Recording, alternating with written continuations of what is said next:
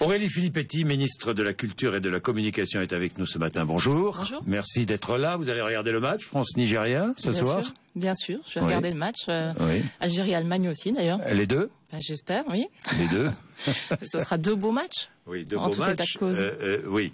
Tiens, à propos des retransmissions, ça a protesté parce que beIN Sport retransmettait beaucoup de matchs de cette Coupe du Monde. Vous comprenez cela ou pas? Oui, bien sûr, parce qu'il faut que les citoyens français puissent avoir accès le plus facilement possible aux grands matchs importants.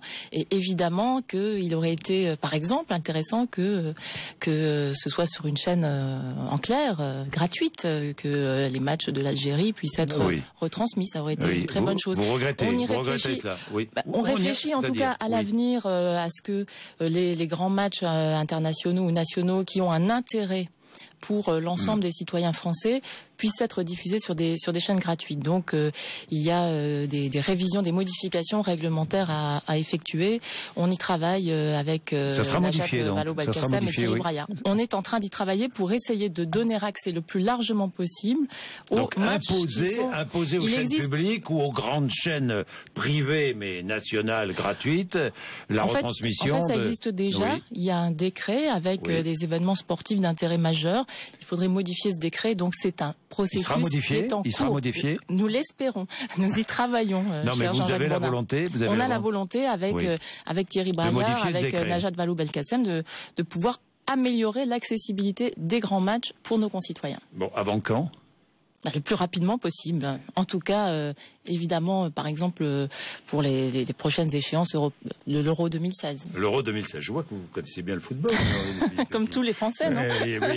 Oui. Et dites-moi, et l'Algérie, les débordements qui suivent ces matchs de l'Algérie, les violences, certains débordements, oui. Mais les violences, de toute façon, c'est toujours condamnable. Et il ne doit pas y avoir de violence dans le foot. Là, c'est vraiment un jeune homme est mort parce que en voiture. C'est tout à fait regrettable. Il ne peut pas y avoir. Ça vous choque de voir des drapeaux algériens nombreux sur les Champs-Élysées ou ailleurs? Vous savez, la France, elle a une histoire particulière avec l'Algérie. Et on est tous concernés, on a tous un petit peu d'Algérie en nous. Moi, je pense, on a fêté l'année dernière le centenaire de Albert Camus, qui était un immense écrivain prix Nobel français, né en Algérie, qui avait une passion pour l'Algérie et pour le football. Donc on est tous un peu concernés, évidemment, et on vibre tous un peu quand on a un match d'un pays qui est aussi fortement lié à l'histoire de notre pays. Donc moi je viens d'une région où quand il y avait un match de l'Italie par exemple, tout le monde vibrait pour l'Italie et ça n'empêche pas d'aimer passionnément la France et l'équipe de France. Oui. Que répondez-vous à Marine Le Pen qui veut mettre fin à la double nationalité? Oui, c'est totalement hors de propos. Elle cherche un dérivatif aux polémiques qui l'ont opposée à son père tout récemment. Elle cherche à faire oublier cela, mais ça n'a rien à voir. Le sport, c'est avant tout une fête, donc les violences sont condamnables, mais ce beau mouvement populaire pour la qualification pour la première fois dans l'histoire de l'Algérie en huitième de finale, on y participe tous. On est tous un petit peu, on a tous un peu d'Algérie au cœur ce soir. Alors avant de parler longuement du conflit des intermittents, Aurélie Filippetti, je voudrais regarder la situation générale. Ça gronde de tous les côtés. Les cheminots ont grondé, les intermittents protestent, la réforme régionale, on voit déjà, elle n'est même pas lancée, qu'elle est déjà contestée. Mais est-ce qu'il est possible de réformer dans ce pays, dites-moi, franchement? Ça, c'est une question que je ne trouve pas très intéressante. Ah bon, c'est sûr et pourquoi elle n'est pas intéressante? Dites-moi. Parce que ça fait des années qu'on dit ça. Moi, je pense que les Français ont envie que ça bouge. Après, vous croyez? Mais oui, bien sûr, évidemment. D'ailleurs, François Hollande, il a été élu sur le thème du changement. Mais les Français peut-être, oui. Donc, il a été élu sur le thème du changement. Donc, il y a des choses qui sont en train d'être mises en place. Par exemple, la réforme territoriale. En même temps, le processus, il commence. C'est pas François Hollande a gagné parce que Nicolas Sarkozy a été battu. C'est ce que dit Jacques Attali, c'est pas moi. Hein. Vous l'avez vu cette formule? Non, je l'ai pas vu. Mais c'est ce qu'il m'a dit d'ailleurs lorsqu'il est venu. En tout cas, il y a des réformes qui sont en cours et qui sont importantes.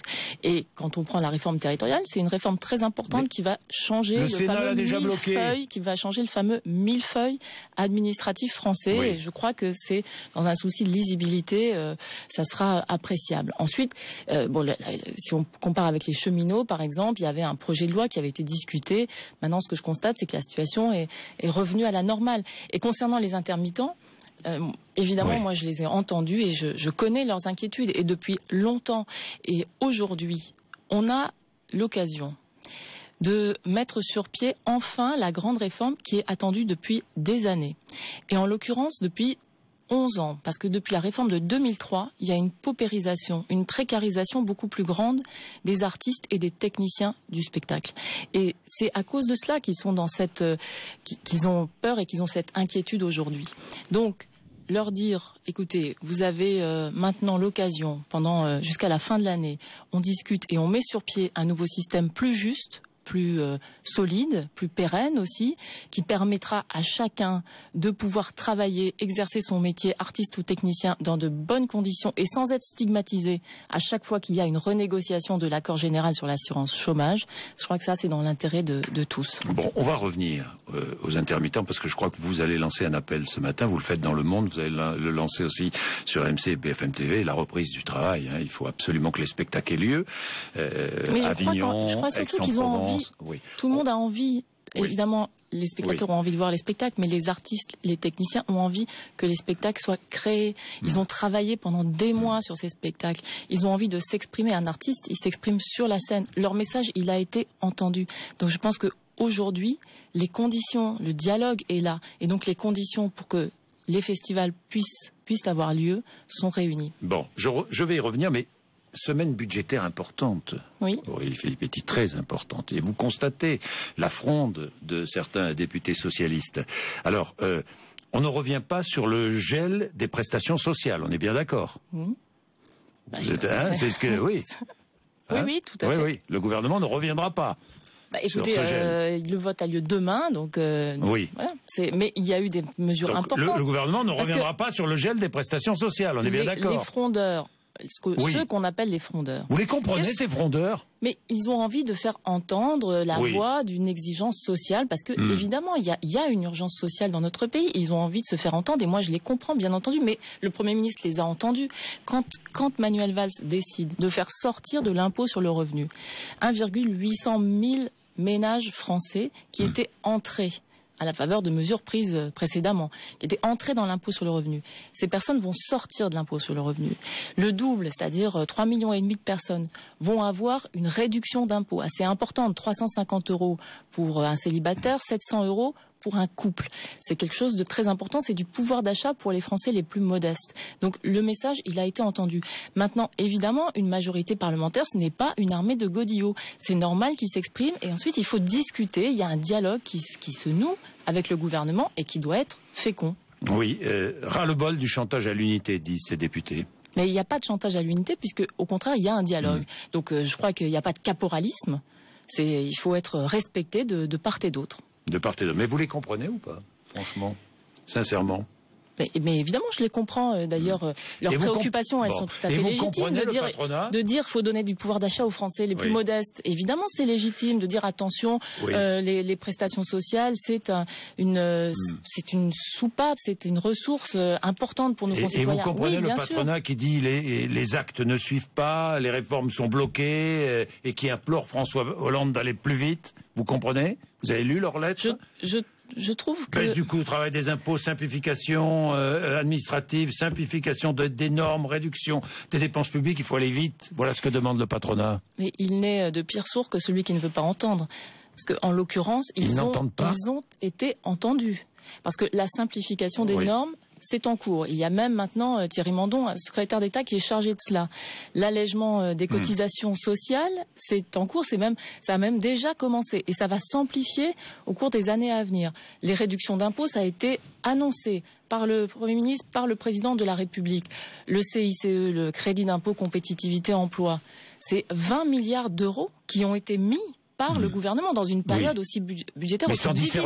Sans discernement. C'est pour les entreprises et c'est pour que les entreprises puissent créer de l'emploi, créer de l'activité économique. Donc que veulent-ils de plus? Enfin, on est vraiment aujourd'hui dans une déclaration tout à fait idéologique d'une partie du patronat, mais c'est totalement idéologique. Le patronat est idéologique. Ils ne veulent pas entendre, ils ne veulent pas voir, ou ils font semblant peut-être de ne pas entendre ou de ne pas voir ce qui a été d'ores et déjà fait par le gouvernement. Donc, la nouvelle convention d'assurance chômage entrera bien en vigueur le 1er juillet. On est bien d'accord, oui. les Filippetti. Hein, est-ce que vous lancez ce matin un appel à la cessation de la grève, à la cessation des mouvements des intermittents? Ce que je veux dire, c'est que les intermittents se sont mobilisés. Pourquoi? D'abord parce que dans la nouvelle convention, il y avait en particulier une mesure, oui, le différé d'indemnisation du chômage, oui, qui évidemment les aurait beaucoup pénalisés. Ce différé a été annulé. Il ne s'appliquera pas aux intermittents. Il devait s'appliquer à partir du 1er juillet. Il ne s'appliquera pas puisque c'est l'État qui payera à l'UNEDIC le montant, se substituera auprès de l'UNEDIC. Oui. C'est de l'argent qui va aller à l'UNEDIC, je tiens à le dire, donc en fait qui va aller à l'assurance chômage en général.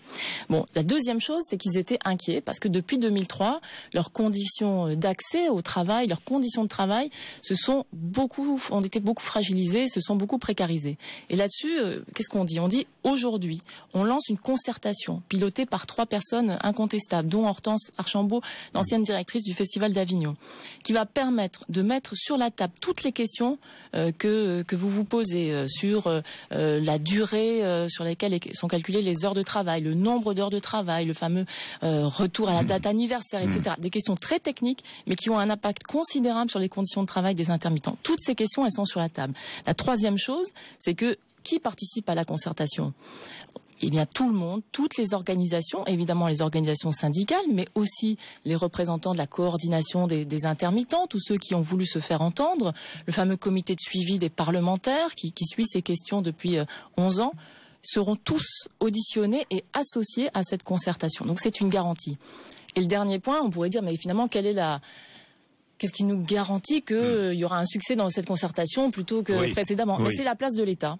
Parce que l'État s'est engagé, l'État s'engage, le Premier ministre s'est engagé personnellement sur cette question et l'État a dit qu'il prendra ses responsabilités dans le cadre de la solidarité interprofessionnelle qui gère l'assurance chômage.